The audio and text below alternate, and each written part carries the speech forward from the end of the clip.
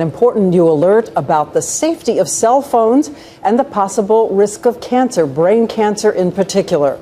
It comes from the World Health Organization, the powerful health arm of the United Nations, and scientists from 14 countries have reversed those years of reassurance. After a new review of all the evidence, the scientists decided to put cell phones in the same risk category as chloroform, exhaust from gas engines, and the pesticide DDT. So what has changed? How strong is the evidence? Our Jim Sciutto has spent the entire day questioning the experts. He's here now. Jim. Well, Diane, this is a first, and it's a big reversal for the WHO, which had insisted there is no evidence of a link between cell phones and cancer. Now it says it has found that evidence, and while it's still collecting data, felt it was necessary to issue this warning now. This is your brain with a cell phone turned off, and this is your brain with a cell phone turned on. Notice the red areas at the top. Studies had already established that radiation from cell phones increases brain activity. Today, for the first time, the WHO concluded that low-level radiation from cell phones could possibly cause cancer. A 2010 study they examined showed participants who used cell phones for more than 10 years had double the rate of a rare type of brain tumor called a glioma.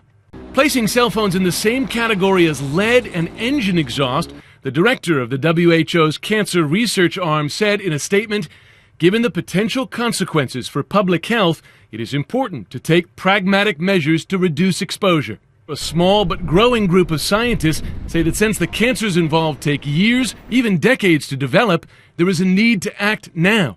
A lot more research needs to be done, but science is very slow on these matters. It took decades to move from cigarettes may cause harm to cigarettes actually cause harm. Today, CTIA, the group representing the wireless industry, noted the WHO did not conduct any new research, adding, in the past it's given the same score to pickled vegetables and coffee.